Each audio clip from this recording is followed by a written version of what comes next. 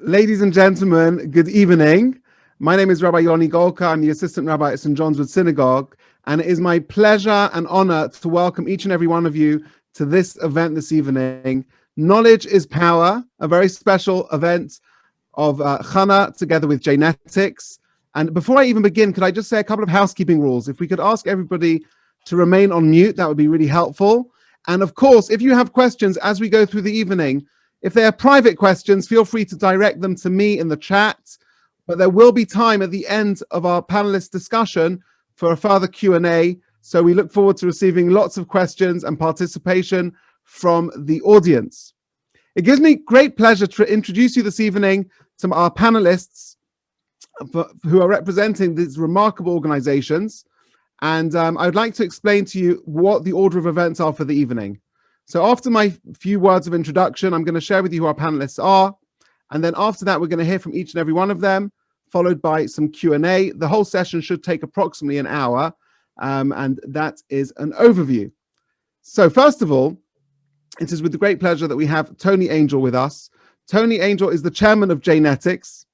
Once a lawyer, once the managing partner of Linklaters and global co-chairman of DLA Piper, he's now involved in the medical world, including as chairman of 4C Biomed Limited, an immuno-oncology company with R&D facilities in Israel that is developing anti-cancer drugs. Tony lives in Stanmore with his wife Ruth and is a long-term member of Stanmore and Cannons Park United Synagogue. So welcome to Tony, and thank you so much for being with us. We're also really thrilled and honored that Dr. Veronique Berman from Chana is with us. Veronique is the scientific advisor and community development manager at Chana, and which is the leading UK fertility support organization for the Jewish community. Veronique chairs Chana's medical advisory panel, and she has a BSc in biochemistry and a PhD in medical molecular endocrinology. Before working for Chana, she was a senior scientist in the molecular diagnostics laboratory in hematology at Hammersmith and Royal Free Hospital, and Veronique is an active member of the Ney Yisrael community in Hendon. We are really honored that Sarah Levine is with us this evening as well.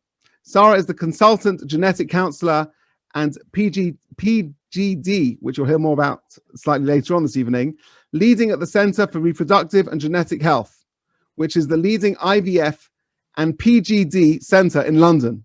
Sarah is on the scientific and medical advisory board for both Jnetics and Chana. Previously, Sarah worked for many years in the clinical genetics department at Guy's Hospital, and she was awarded a visiting fellowship to visit Jewish genetic screening programs in the USA, Canada, Australia, and Israel in 2005. Her special interest is genetic conditions, which are more common in the Jewish population. Now that I've introduced our panelists, and I've managed to say all the big complicated words with their incredible CVs, I want to just give a little bit of context why we are here this evening. The session is called Knowledge is Power.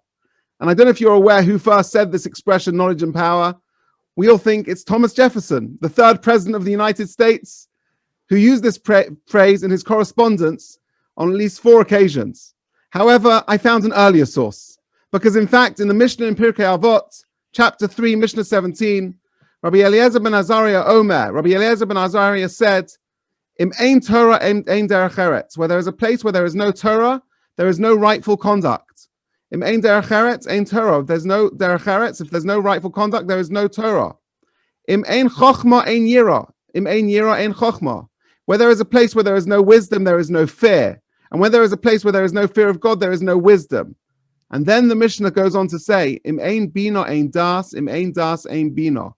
When you have a place without understanding, there is no knowledge. And when there is no knowledge, there is no understanding. And Rabbeinu Yonah, one of the famous commentators, he explains that when somebody has the ability to understand, they have the ability to also have knowledge. They go hand in hand. And that enables the person to have a certain level of power and understanding of their situation. Jewish people, we are known as the people of the book. And one of the basic Jewish values we have is knowledge. And with this knowledge, we go on to have understanding. And the Mishnah teaches us we need to use this knowledge, we need to use this understanding to improve the world, to change the world, both for ourselves, for our families, for our communities, and for the entire mankind. And if you are equipped with knowledge, then you have lots of options and understanding in order to make informed decisions. And I think it's this concept which cleverly connects both organizations here this evening. They are both inspiring organizations, jewels in Anglo Jewry for what they do for our community. And we are so blessed to have organizations like Chana and Jnetics, which enable so many people to build a better tomorrow.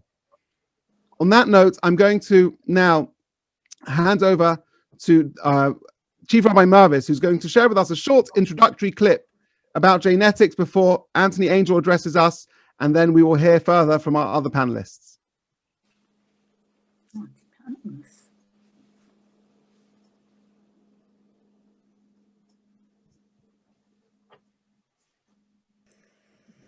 Within the British Jewish community today, we are blessed to have some truly wonderful organizations. One of them is Jnetics, and I'd like to congratulate everyone connected with Jnetics for the extraordinary work that you are doing in raising awareness of Jewish genetic disorders. All of your activities are in the finest spirit of our Torah laws and Jewish tradition.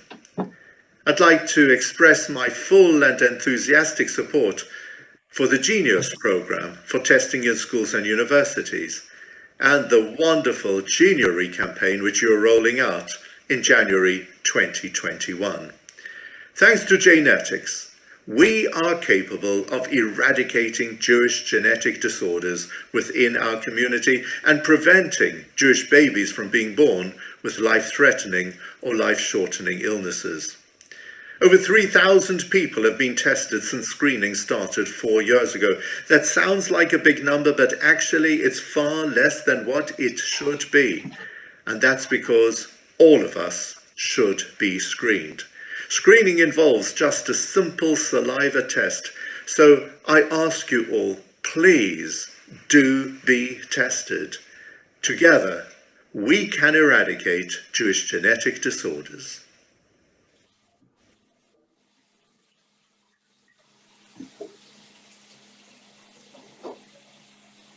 It now gives me great pleasure to hand over to Anthony Angel to address us with some words of introduction. Thank you, Rabbi Golka. And thank you, of course, to Chief Rabbi Mervis for his generous words as part of our Geniuary campaign. As Rabbi Golka said, I'm Tony Angel. I'm the chairman of Jnetics, and we're delighted to be partnering with Chana this evening to explain how knowledge of what our organizations do can empower you to have healthy children. So, as you've just heard from the Chief Rabbi, a simple saliva test is all it takes to eliminate the risk of having a child with any of the recessive Jewish genetic disorders that we screen for. Many of you will know that Jnetics is dedicated to preventing and improving the management of Jewish genetic disorders in our community. And Jewish genetic disorders fall into one of two broad categories. First, there are dominant disorders, mainly BRCA-related cancers. 1 in 40 Ashkenazi Jews and 1 in 100 Sephardi Jews carry a mutation in the BRCA gene that dramatically increases our risk of cancer. Each parent carrier has a 50% chance of passing on their mutation to any child they have. And Jnetics is working to improve the community's approach to managing dominant disorders. Secondly, though, there are recessive disorders. Carriers of a recessive disorder, like me, I'm a carrier, are healthy.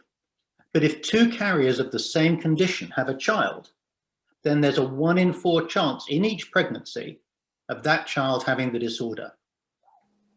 I'm a carrier of cystic fibrosis, a classic recessive disorder. So is my wife, Ruth. And our elder son, Benjamin, was born with cystic fibrosis. That was the first time we knew we were carriers of a recessive disorder, and it was already too late. Whilst treatment for CF has improved, there's still no cure. For the 26 years Benjamin lived, he needed physiotherapy every day, 2 or 3 times a day, drugs to help him digest his food, antibiotics. He spent long periods in hospital, including months in intensive care. He achieved remarkable things, but shortly after qualifying as a doctor, he died. And nobody, no family should have to go through that. And whilst when Benjamin was born, we could do nothing about it, there was no way we could then have found out or previously found out we were carriers. Today we can know our carrier status and eliminate the risk of our children being born with the terrible conditions that genetics screens for. That's why Jnetics is such an important charity, and why I'm so proud to be its chairman, and why I'm here today to explain how we can help you, and you can help us, to deliver on our mission, which is to eliminate these recessive genetic disorders from the UK Jewish community. Today, a simple saliva sample is all it takes to discover if you're a healthy carrier of one of the 9 most common life-threatening recessive Jewish genetic disorders that we screen for. If you're an Ashkenazi Jew, there is roughly a 1 in 5 chance, 1 in 5, that you're a carrier of one of the 9 conditions we screen for. And there are recessive Sephardi disorders too. And if it turns out that your partner is a carrier of the same disorder, then as I've said, there's a 1 in 4 risk in each pregnancy that your child will be born with the disorder. And we're talking about dreadful disorders. Apart from CF, you've probably heard of Tay-Sachs. There's no cure, and infants affected by Tay-Sachs eventually become paralyzed and blind and rarely survive past the age of 4.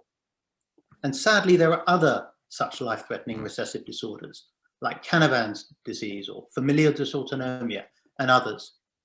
But knowledge is power. So long as you and your partner know in advance of a pregnancy whether you're both carriers of one of these 9 conditions, it's entirely possible to have your own children free of these conditions. And you'll be hearing about how to achieve that shortly. But you can only guarantee it if you know your carrier status in advance. So, for the past 4 years, our Genius screening program has operated in partnership with the NHS at our cost in Year 12 in all mainstream Jewish secondary schools in the country, and more recently also in universities, to educate young Jewish people about Jewish genetic disorders and to offer free responsible screening with genetic counseling as appropriate, so you can discover your carrier status and handle things if you are a carrier. We also offer genetic counseling and screening at a subsidized cost at our NHS-run genetics clinic to young Jewish people thinking of starting a family. And COVID has not stopped our work. At the clinic and at universities, we've continued throughout the pandemic to offer education and counseling online and remote screening by sending our simple saliva testing kits to you by post. Earlier, you heard the Chief Rabbi's kind support, and indeed our work is endorsed by the entire community, by the Board of Deputies, the Jewish Leadership Council, the London Beth Din, and every synagogue movement in the country. We work with Pages, the Association for Jewish Schools, Aish, Chabad, University Jewish Chaplaincy, the Union of Jewish Students, Mizrahi UK, and many more community organizations to reach young Jewish people. Around much of the Jewish world, in Israel, the US, Canada, Australia, amongst the Haredi community, screening for recessive disorders has been routine for years. The incidence of these disorders has, as a result, fallen in dramatically in those communities. For some reason, we in the UK fell far behind, but now, with support from across the community, we've already screened thousands of young people in the UK. By getting screened, learning your carrier status, and supporting our work, you can eliminate your risk of having children with the truly horrendous disorders we screen for. Please, get screened. The life you may be saving is the life of your own child.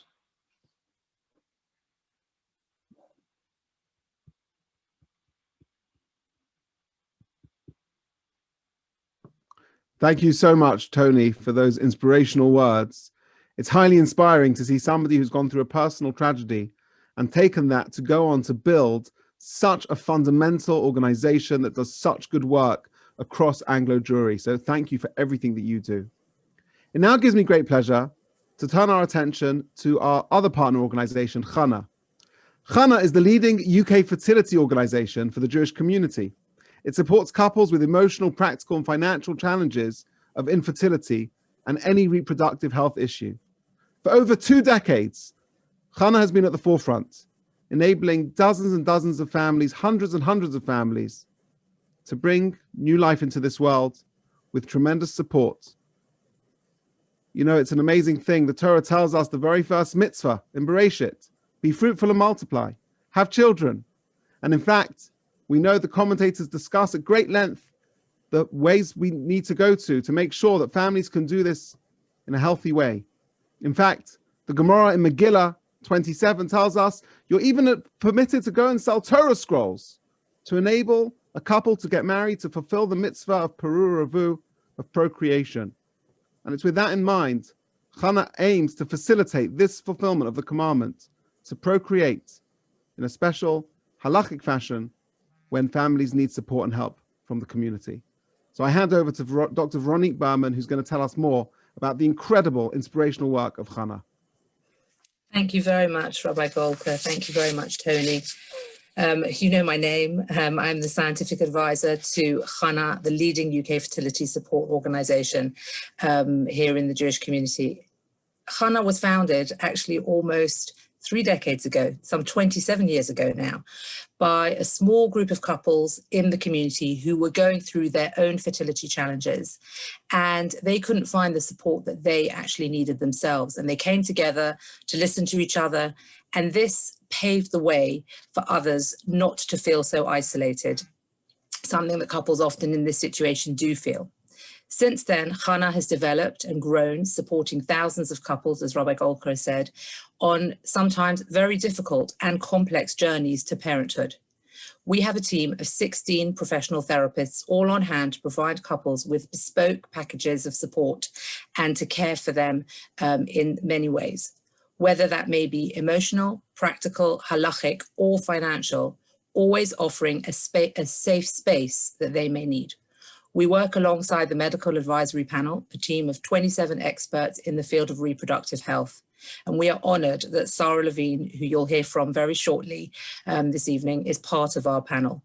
They come together to review clients' medical histories, all in confidence, to ensure that the couples are receiving the best possible medical care. We do support a wide range of couples, those who are struggling to have their first or subsequent children, those who may have had one or multiple miscarriages or stillbirths. We support couples who are in the situation of needing medical termination of pregnancy, couples who are dealing with halachic infertility, male factor infertility, intimacy issues, fertility preservation following a cancer diagnosis, and fertility treatment to avoid genetic disorders, as Anthony has alluded to, which of course is why we are here this evening and what we're going to hear more about. When couples know that they are carriers of a genetic disorder, they need extra support, and Chana is experienced in providing this. They may be embarking on a pregnancy in full knowledge of the facts, knowing that their future child may inherit the genetic disorder, and so the pregnancy is going to be a very stressful time. They may have to have additional tests and additional worry, and of course there's always hope.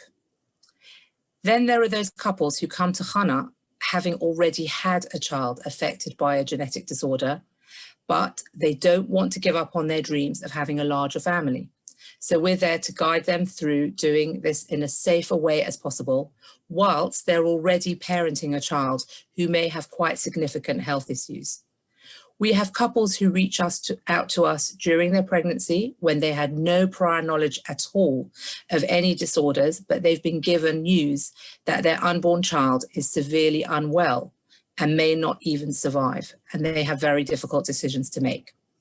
Whatever the reason why they reach out to us, the couples will always be supported with the utmost dignity. Their privacy and their anonymity is paramount, and they will be given emotional, practical, and if required, financial support. We recognize at Chana that this group of couples needs a special brand of care.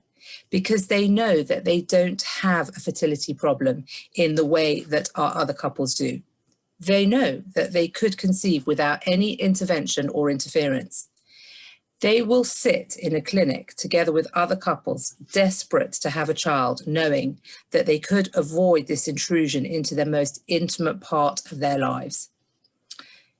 However, if they do avoid it, they know that they are taking significant risks of having a child affected with a disease that they are carriers of. And I am sure that you can see why they, together with all of our Chana couples, need our support. We're really, really thrilled to be sharing this very important information evening with you. And we're very grateful for the close collaboration with Jnetics, a charity we pride ourselves to be working closely with. And we look forward to continued collaborations in the future. And I'd like to thank my co-panelists this evening. Thank you so much, Veronique, for those eloquent words. I'm now going to hand over straight to our presenter this evening, to Sarah Levine, who is a consultant genetic counselor, as I mentioned earlier, and who is on the board of the scientific and medical advisory boards for both charities, Jnetics and Chana. So without any further ado, I hand over to you, Sarah. Thank you, Rabbi Golka, for that kind introduction. So I'm going to try and do a screen share for my slides to show you the more detailed discussion of the issues we've been talking about this evening. So let me just get that set up.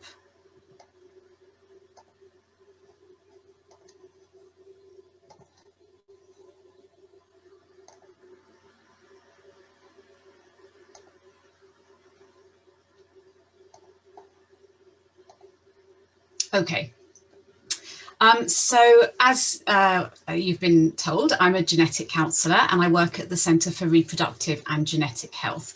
And what I'm going to be talking to you tonight is exactly the knowledge is power theme, that once you've had genetics screening for these common Jewish genetic disorders, how does that empower you? How does that knowledge help you to move forwards with having a child who is not affected if necessary? So we're going to talk about what all those options are. So first of all, what I would stress is that when people have genetic screening, the most likely outcome of the screening is either that they themselves are not a carrier, because although the high number that Tony mentioned of 1 in 5 people being a carrier is significant, that still does make 4 out of 5 people not carriers and get normal results on the test. But also, even if somebody is a carrier, that 1 in 5 high number of people, there's not any problem for them as long as their partner's not a carrier of the same gene. So for most people, even if they're carriers, as long as their partner's not a carrier, their risk of having a child with that condition is going to be, we can never say a zero risk that we've eliminated the risk, because there are rare mutations in these genes that are not specific to the Jewish community, that somebody might have as just a unique mutation in their family, not related to their Jewish heritage, but that's going to be extremely rare. So we would say you've now got a very low risk of having a child with one of those 9 conditions if either you're not a carrier or you are, but your partner's not a carrier of the same gene. And one of the questions I often get asked is, what happens if I carry one of the 9 genes and my partner carries one of the others? And I can reassure people, but that's nothing to worry about at all. They don't recombine together and make a new condition. And in fact, one thing I always stress to people about this whole concept of genetic screening is that we have 20,000 genes telling our body how to work, and it's the normal human state for some of them to have mutations, to have errors in them. And every single person on the planet that's ever lived and will ever live has probably half a dozen recessive mutations that are causing them no harm whatsoever. And the chances of your partner carrying this mutation in the same gene is always small. And that's why these diseases overall are rare. So for most people, having genetic screening gives reassuring results.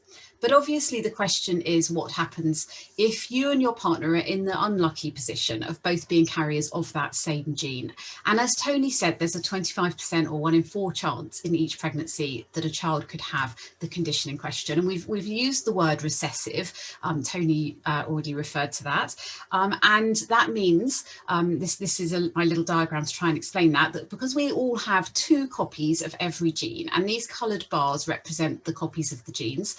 And at the top there, you've got the white and red and the white and blue bars representing the 2 copies of the gene that each member of the couple carries. And the N is for a normal gene, and the A is the affected gene, the one with the mutation that doesn't work properly. And as you can see, when the couple have children, they pass on 1 gene each from each pair. And that means that there's 4 possible combinations of what genes the children can inherit. And it's only if a child inherits 2 affected genes that they will then be affected with the recessive condition, because people who carry a recessive condition in 1 copy of their genes, they're healthy, unaffected carriers like the parents. And as you can see in 2 out of 4 cases of the children of the couple. So you can see that's how we get to the 1 in 4, 25% risk of a couple who are both carriers of the same recessive gene having an affected child. So what can we do about that? Now, this is the knowledge is power bit. Here are the options. I always, want people to know that there's more than one option here, although some options might be more popular than others, but we're going to talk about them all very quickly. So I have to say this, and I don't think it's the one that most people choose in this situation, but there is the option. That's why I've got my little dice there to roll the dice, let fate decide, take the 25% chance. And it's not, as I say, a common option, but certainly there are people who decide to do that occasionally. Then there's the option of prenatal diagnosis. That's testing the pregnancy itself to find out during a pregnancy if the pregnancy is affected by that condition. And we'll talk more about that in a minute. And then we're going to talk in more detail, quite a lot more detail, about this option of PGD, pre-implantation genetic diagnosis, which is a sort of form of IVF, but not necessarily because of a fertility problem. But this is what brings the 2 charities, Chana and Jnetics, together because of this overlap. And we're going to talk in much more detail about that. There is the option of using donor eggs or sperm, i.e. from a donor who is not a carrier of the same gene, to basically remove one of the carriers from the equation and mean that you can't have a child who's got 2 faulty genes. Again, not too popular, but certainly an option in certain situations. And of course, there is the option of just going for adoption instead. Again, less popular, but certainly an available choice. So we're going to quickly talk about prenatal diagnosis, and then we're going to focus mainly on PGD. So when I showed this picture to some of my colleagues on the panel tonight, there was the comment that it's not a very enticing picture to look at, and I'm sorry about that, but I also think it's important for us to know what's the truth of the situation. So prenatal diagnosis during a pregnancy, and this type of prenatal diagnosis is called amniocentesis, is when a needle is put through the woman's belly into the womb at about 16 weeks into the pregnancy to take a sample of that fluid, which contains cells floating around in it that belong to the pregnancy, and then a genetic test can be done on those cells. And there's a small risk, around a 1% risk, of the test itself causing a miscarriage. Now, 16 weeks is quite a while to wait into a pregnancy, so there is an earlier test called Chorionic Villus sampling, CVS, and that's done at 12 weeks, and it also involves putting a needle through the belly into the womb. And in this case, the sample is not taken from the fluid, but from the early developing placenta, which is the bit that feeds the pregnancy. But the cells of the placenta don't belong to the mother. They are the same cells as in the baby. So those cells can have a genetic test done on them to show the genetic condition in question. And that test has a fractionally higher risk of miscarriage of up to 2%, but that's probably as much as anything to do with the fact that you're at that earlier stage in pregnancy. Up to 12 weeks, miscarriages are probably more common anyway than at 16 weeks. So couples who know they've got a genetic risk and decide to have prenatal diagnosis would then have to wait a few days or at most a week after the test is done to find out the status of the pregnancy. Now, the bottom line here, and I think this is the difficult part about it, is that once you're already pregnant, if the diagnosis of the condition is made, the only option now to avoid having a child affected with that condition is to terminate the pregnancy. Some couples, for certain genetic diseases, especially ones where there may now be treatments available, might be having the prenatal test for the purposes of information and planning for the birth of the child, and for perhaps treatments if they are available to start straight away. And so they may be continuing the pregnancy, but just wanting that information ahead of time in order to get medical care set up ahead of time. But generally speaking, the reason for doing prenatal diagnosis when you've got a couple who carry a recessive, members of a couple carrying a recessive gene, is in order to facilitate the termination of an affected pregnancy. So that's obviously not an easy decision for any couple to make. And generally speaking, we're talking about pregnancies that are very much wanted. And so that is a very emotional decision to make and process to go through for those couples. But that is still something that is happening, fairly frequently for all kinds of genetic risks, and something that genetic counsellors like myself would be supporting and guiding people through during the process. But the main thing we're going to talk about tonight is the option of IVF PGD. Now, IVF, as I'm sure most people know, is a type of fertility treatment. Test tube babies is the commonly used term, that allows couples who have got a fertility problem to have a baby with medical help. But in this case, PGD is actually being used in order to give a very early form of prenatal diagnosis. What we're going to be doing is creating embryos in the laboratory from the couple's eggs and sperm, so that we can do genetic testing of the embryos using a few cells, so that we can then choose a healthy embryo that is unaffected by the genetic condition they carry, in order to transfer that embryo into the woman's womb and aim obviously to start a pregnancy. So PGD is a very specific process for couples who know they carry a specific gene mutation, or mutations in the case of recessive conditions where they both carry it, and that we know therefore when we test the embryo exactly what we need to test for. So it's not a generalized look around at the genetics of the embryo, it's a very targeted test for a particular mutation for a genetic disorder.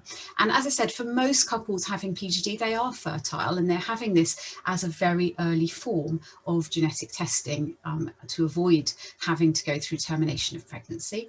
But there may be couples who actually have a fertility problem as well, for whom doing IVF and PGD comes together as a solution to both problems at once. So we do have people in both situations. And obviously these are the sorts of couples that Veronique was referring to that often come to Hannah for support as they go through this process.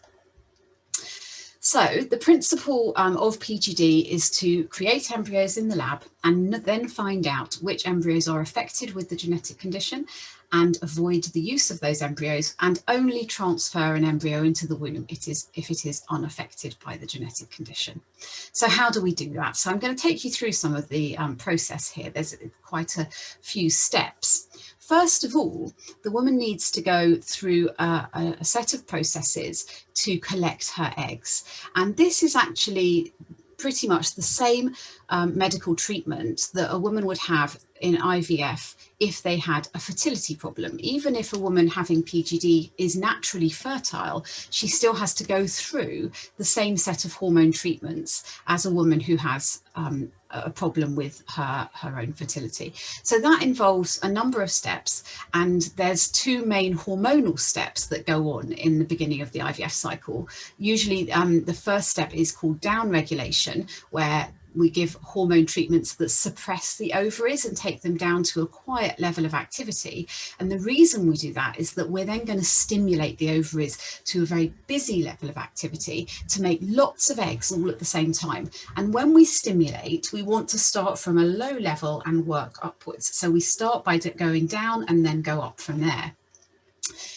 During the time of the ovarian stimulation, the woman's going to have to do injections of that hormone at home, or her partner can do them for her.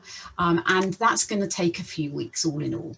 And after the several weeks of hormone treatments complete, Then she'll have an ultrasound scan to have a look at her ovaries and see the development of the little sacs holding the eggs.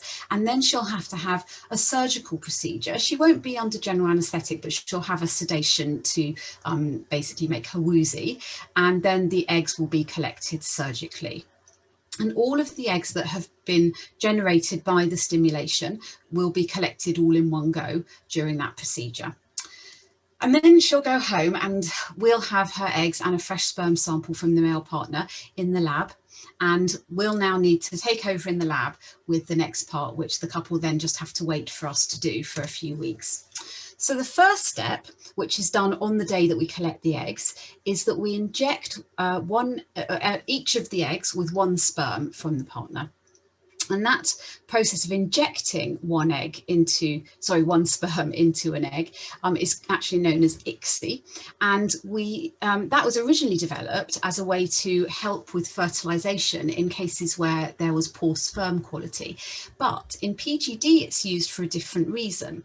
And that is that in traditional IVF, the way they fertilize eggs and sperm is they just put one egg and a bunch of sperm in a dish together and wait till the next day to see if a sperm manages by itself to fertilize an egg.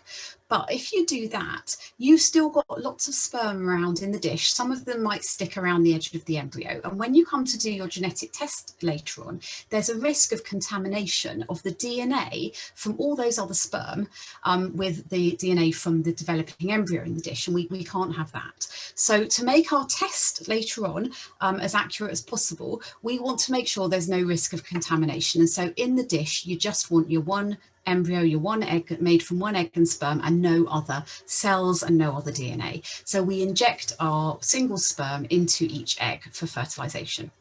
So we do that on the day we collect the eggs. I say we, it's very clever embryologists who are the scientists who do that. And I'm not an embryologist, I'm a genetic counsellor, but my colleagues will be doing this. And then the next day, they'll check them down the microscope to see how many of them have actually fertilized. Now, not every one of them will fertilize, but those that do will look like the picture on the top left there, where it says day 1. That's the first day of the embryo's fertilization. And there you can see the embryo's got 2 little sort of dimples in the middle, 2 little circles, and that represents the 2 nuclei of the egg and sperm that are just joining together to start off development. And then we have to wait because during the next few days, the cells in the embryos are going to grow and divide so that there's more of them. And we need to reach a stage of development called blastocyst when you've got at least 100 cells in the embryo, and that usually happens around day 5 or 6 of embryo development. Now, there is an issue during this first week of embryo development for us, which is that we do tend to find some embryos that just stop developing. They sort of die off in the incubator, and those would probably never have had a chance of making a pregnancy because they're just not very good quality, and so they're lost to the process. So the number of embryos available for testing by the end of that week is usually less than we started with at egg collection. And that's why the stimulation process of getting that hormonal treatment right during the first few weeks of the treatment is so important, because we do need as many eggs as possible to make sure we can manage with the fact we're going to have some loss of numbers as we go along. But okay, at the end of that week, hopefully we've got some nice, good quality blastocysts with lots of cells in them. And now we need to do our genetic test. And to do that, we need to do a biopsy of the blastocysts. So that means that we have to make a little hole in the wall of the embryos and just gently remove a few cells from the edge. So it's perhaps up to 10 cells at most that we get in the sample. That's a very small sample. And we have to use some very specialized genetic testing methods to get accurate results on such tiny amounts of DNA. I decided not to go through with you all of the technical details about how we set up genetic tests that are suitably accurate for this tiny amount of DNA. But what I will say is that it's not your typical genetic tests, not the ones that Jnetics do on their saliva samples. When it comes to testing embryos, there's a lot more work that needs to go into making an accurate test, but we have the ability to do that. Now, once we've taken the biopsy and we've sent off the cells, we put the embryos in the freezer, because those genetic tests on those cells do take a few weeks to run and report. And so those embryos have to just wait in the freezer. And a few weeks later, once we get the results, we'll let the couple know, and hopefully we will have some unaffected embryos available for transfer to the womb. Obviously, any embryos at that point that are diagnosed as being affected with the genetic condition would actually have to be discarded from the freezer so that they are not used. We don't want to take a chance of anyone using that embryo in the future and creating a child with that disease, and so they would be discarded. But those embryos that are unaffected are now available to transfer. They're all in the freezer, so we've now got time on our hands. And obviously we would usually be going straight on with this because couples are keen to get pregnant, but actually, you know, the embryos that are in the freezer can stay there until they're needed if it's not straight away. We do need to do a little bit more hormone treatment for the woman to prepare her for the transfer and to prepare her womb. Usually that's tablets rather than injections, so that's a lot easier for her. And then when we are ready a few weeks later to transfer the embryo, we will only put one embryo in the womb at a time. Obviously, you might hear about IVF often creating twins, and that's because when people have a fertility problem, it's not uncommon for the doctors to decide to put two embryos back together just to maximise the chances of a pregnancy. But the important difference with PGD is that most of the time the couple are fertile, so that we're not so worried about the chances of a pregnancy. But what we do know is that when somebody's pregnant with twins or even triplets sometimes, because two embryos, one of them could split and make another baby as well. And when people are pregnant with more than one baby, there's a lot more other risks in the pregnancy, other health complications for both the mother and the babies, prematurity, being small, other health problems. And given that the couple have come here for this IVF, not because they've got a problem in conceiving, but because what they really need to achieve is a healthy baby, it would be a bit crazy for us to take any additional risks on any additional health complications or medical problems for the mother or those babies. So just putting one embryo into the womb at a time is actually a really important principle of PGD for the healthy outcome that we are all here for in the first place. So one embryo will be transferred into the womb, and then the woman will do a pregnancy test at home a few weeks later. So does it work? Well, the success rates vary enormously between IVF clinics, and some clinics are much more experienced at specifics of PGD than others, but I would say that the overall range of success rates for PGD is around 30 to 50% chance of a pregnancy for each cycle started. Now, that's obviously not at all a guarantee of success. And so it might be that a couple need to try more than once in order for it to work. And there may be some people for whom it doesn't work. And those people might then have to come back to my original list of options, whether it's conceiving naturally and having prenatal diagnosis, using a sperm or egg donor, adoption, maybe not trying at all. So it's not that we can guarantee that everybody will be able to solve the problem this way, but over time with more than one try, we've got pretty good chances, especially if a couple do have good fertility themselves to start with.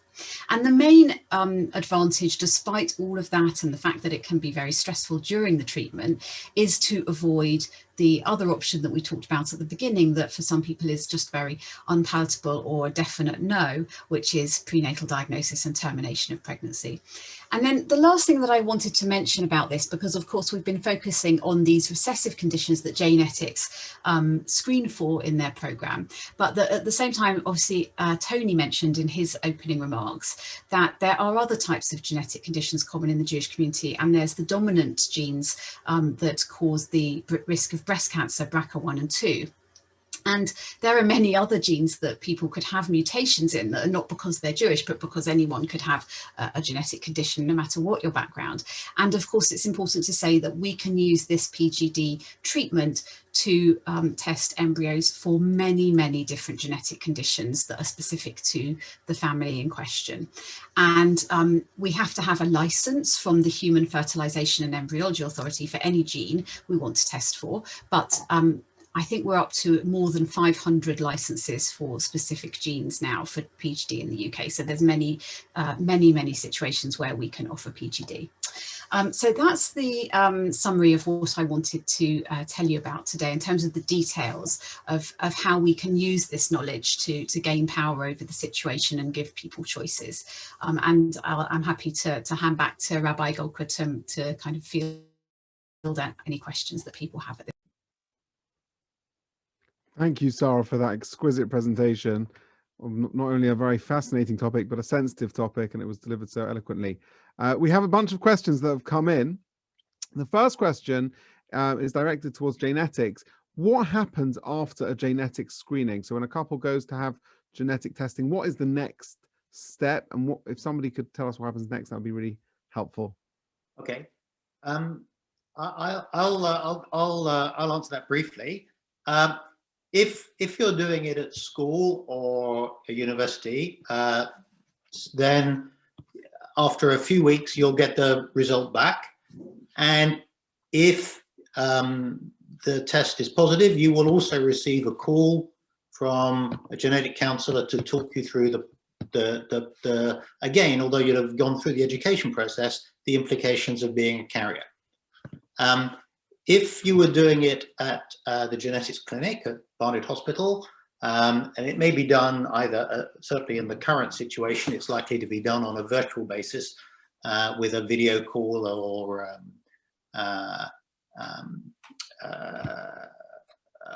conference call, having had a postal test, then again you will get a call or have a video call with your genetic counselor from the clinic who will explain what the test result means and what your options are going forward. Commonly at the clinic, you'd be seeing people go as couples rather than individually, and they would get the counseling together as a follow-up. Okay, I've got a couple more follow-up questions to that question. How much does it cost for genetics to actually screen for these recessive disorders? And why is it that these disorders are more prevalent within the Jewish community? I don't know if Sarah, you want to tell us about that. That's all right. Let me talk a little bit about why they're more prevalent, and then I'll go on to the cost. So why are they more prevalent? Every community has some conditions that are more prevalent in that community. So for example, within the Cypriot community, thalassemia. Within the Black community, sickle cell anemia. And it comes from the fact that through history, individual groups have tended to marry within their group. So if was within a particular group, a particular number of recessive disorders at the beginning, then it's because people are marrying within that group, they're retained within that group. If you go back to the Ashkenazi community, the entire Ashkenazi community in the world can be narrowed down to 1,000 or so families in Germany in about the 10th century. That's where we all Ashkenazi Jews come from. And that's why within that community, the conditions that were there because of marrying within the faith, they continue to be there today. And if you look at the Sephardi community, there are again conditions, but the Sephardi community conditions are a little more varied because the community is more varied. So you have some conditions that are more prevalent amongst people who came from Iran or Persia, as it was, or came from Morocco. And indeed, we are expanding our panel of conditions to test for conditions from a wider range of communities. As to the cost, I always would prefer to put it in terms of value, because the value you're getting out of this knowledge is incalculable. I can't in managing this risk. The cost, you can go and get genetic testing at low cost. We've always felt that it's really important to have responsible screening so that people get the whole package. If they have a problem, they get genetic counseling. If there is an issue within the family, it's done in partnership with the NHS, so any follow-up goes naturally into the NHS service. If there are other family members who may be affected, because of course, if you're a carrier, then it's there's a real possibility that brothers and sisters, other family members may also be carriers. And that sort of follow-up, you want to be within the NHS system. The actual cost of the lab test is about £220, something like that. When you add the genetic counselling to that, actually the cost runs to probably well over £300. We charge nothing in schools or universities. When we do it within schools and universities at the moment, we've been able to do it for free. Whether we can continue to do that very much depends on whether we can continue to get the support of a number of generous donors for the future. Within the clinic, when we're dealing with young married couples or people thinking of having a family, the cost is normally £250, although during our January campaign, we've reduced that cost to £200. Thank you very much. Sarah, could you just tell us a little bit about the PGD? Is this available on NHS, and does it make a difference if somebody's already had a healthy child? Yes, so actually the NHS funding for PGD is quite generous in comparison, I think, to the trouble people have in getting NHS funding just generally for IVF. So there's a list of criteria you do have to meet, but most people meet the criteria. So the woman has to be below age 40 at the time of treatment. They both members of the partnership must be non-smokers, and there is only funding available for couples who don't yet have a healthy child. So if a couple have been in the very unfortunate situation of already having a child who's affected with the genetic condition, and that's actually the reason that they now know that they're carriers and know that they're at risk, then they are funded. But if they've been lucky in having a healthy child as their first baby and then found out through some other route about their carrier status, unfortunately, the NHS isn't funding at the moment people to have a child as a second child once they've already got one healthy child. But for couples who meet the funding criteria, they're offered up to 3 rounds of treatment in order to have that first healthy child. And that's obviously to allow for the fact that it doesn't always work first time. So I mean, compared to general IVF funding, and I'm sure Veronique will say this from what she's seen of couples just trying to get NHS funding in general for IVF, that's quite generous, and that's a national policy. So it doesn't matter about your postcode or which area you live in. If you live anywhere in England, that is the funding rules that apply to PGD, to the access to PGD. And then I know that there are occasions where people don't qualify for NHS funding, where organisations like Chana, and I think some other organisations as well, do sometimes help couples with the financial costs if they apply for that. Thank you. Sorry, you spoke about the success rate of between 30 to 50%. Now, I'm just going to turn my attention to Veronique. Could you tell us a little bit about the way in which Chana supports couples going through this process? Obviously, it very often doesn't work the first time. They must need a lot of emotional support through this process, as well as funding support. Do you want to tell us a little bit about that?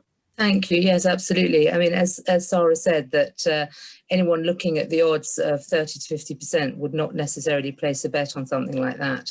The support that the couples need is very specific. Obviously, all couples who come to Chana will get the highest level of support in the most confidential of settings that we can achieve with the advice from the medical panel and the team of therapists.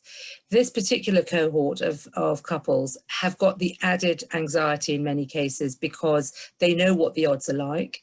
They may also already be looking after a child or other family members with severe medical requirements. And so they really need a lot of extra support.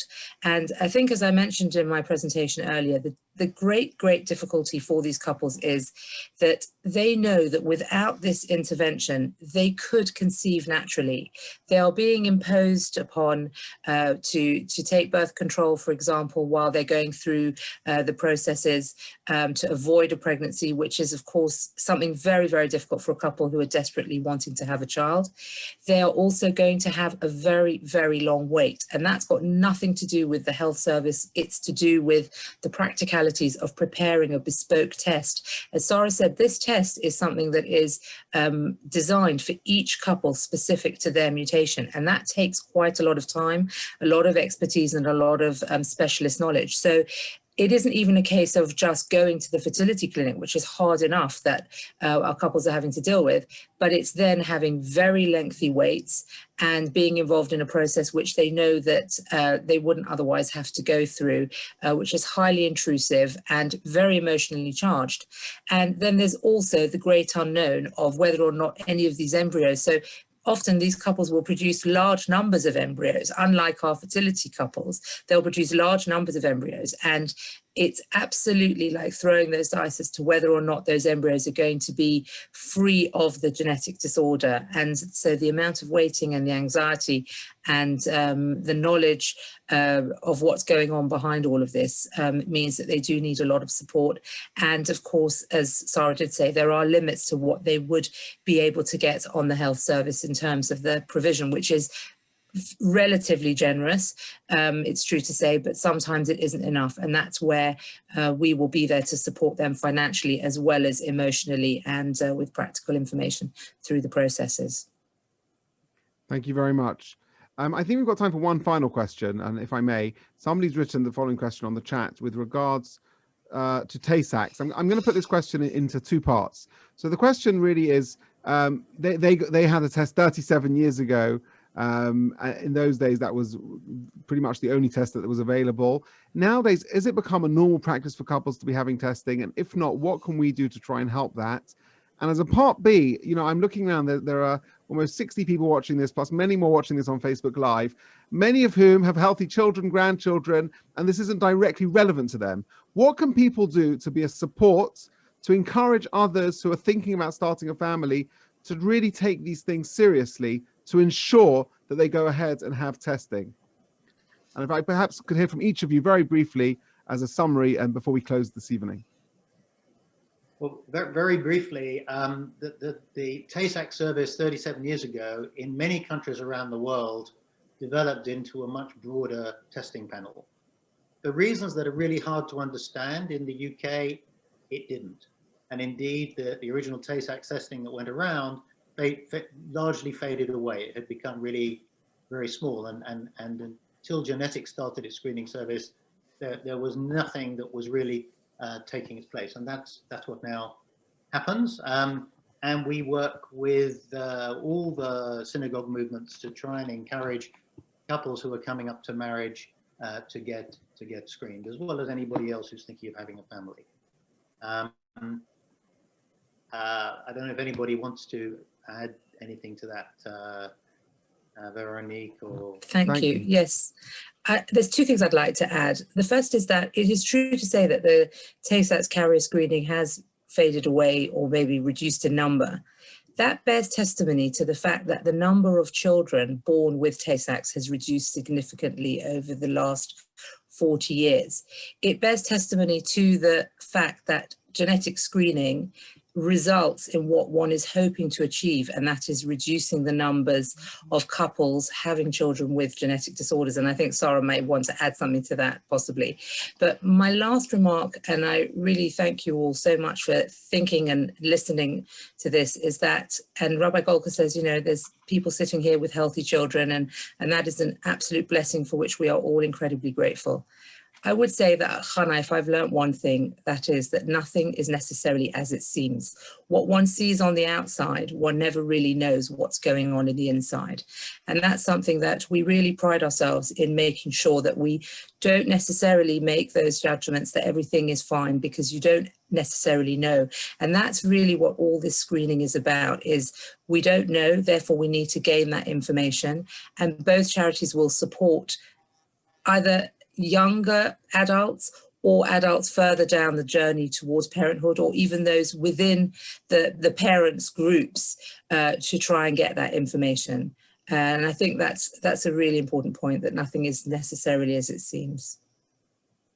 I think the only thing I'd add to those comments is that, first of all, just with regards to Tay-Sachs, I mean, the screening for Tay-Sachs did sort of that program, which was, as Tony says, it was not a big program prior to the charity Jnetics getting up and running, but it then kind of got subsumed, so that Tay-Sachs is one of the diseases of the panel of 9. And so obviously we're now doing Tay-Sachs screening for everybody who's having this Jnetics panel as part of it.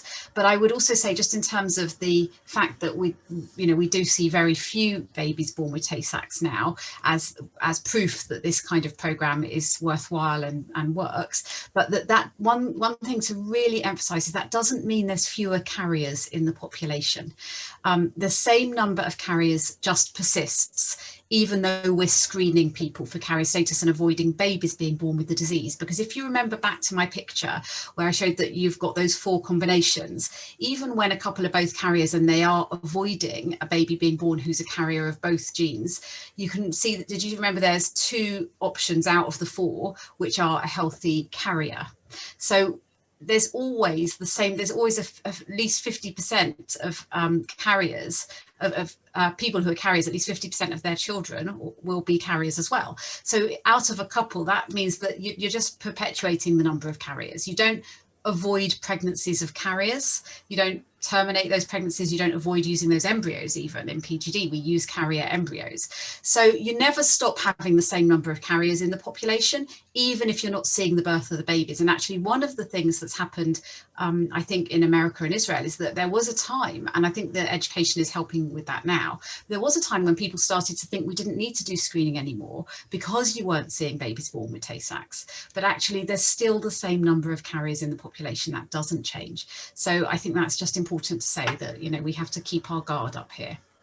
Absolutely right. And if I can just, you asked Rabbi, you know, what people or parents or grandparents or whatever should need to think about. There are just as many carriers today as there ever were, as a proportion. Obviously there are more Jewish people, but the same number of carriers. And the fact that you may have had a healthy child, 2 healthy children, 3 healthy children, doesn't mean you're not a carrier. Those children can turn, if your partner may not be a carrier and they would be carriers, but if they marry somebody who's a carrier, then you've got the risk of the disorder. You may both be carriers and just be lucky. You may just not have hit the 1 in 4 chance that your child would be born. So some people come along to us and say, well, I've got 2 kids and they're healthy, so I don't need to be screened. I'm afraid that's not true. You could just have happened to hit the jackpot.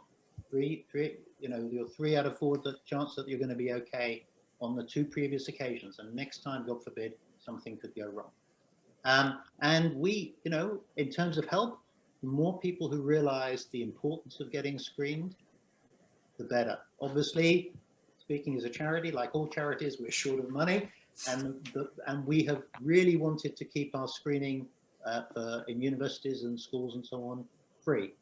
Whether we're able to do that just depends on the generosity of the community. But the need, exactly as both Veronique and Sarah said, the need for screening is not diminishing just because we're starting to be successful and hopefully starting to reduce the number of births of kids into the community with these disorders. Absolutely. And can I conclude by saying, first of all, a huge thank you to each and every one of you. Thank you, ladies and gentlemen, for joining us.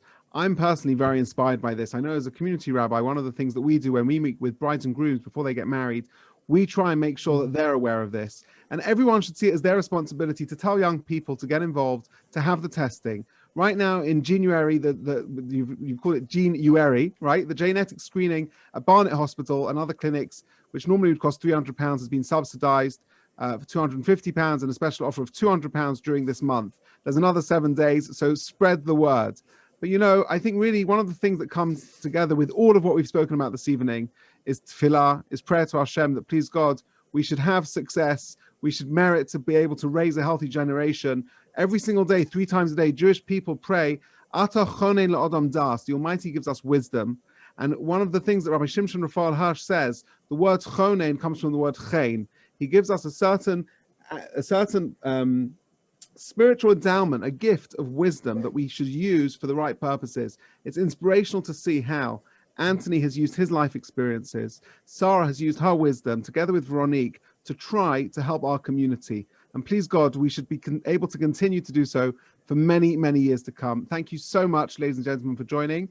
And if you wish to get in touch, I think we have a concluding slide with further information of our organizations that have been joining this evening. So feel free to get in touch, contact us should you have any follow-up questions. We would be delighted to assist should that be relevant. Thank you so much, ladies and gentlemen, for joining us.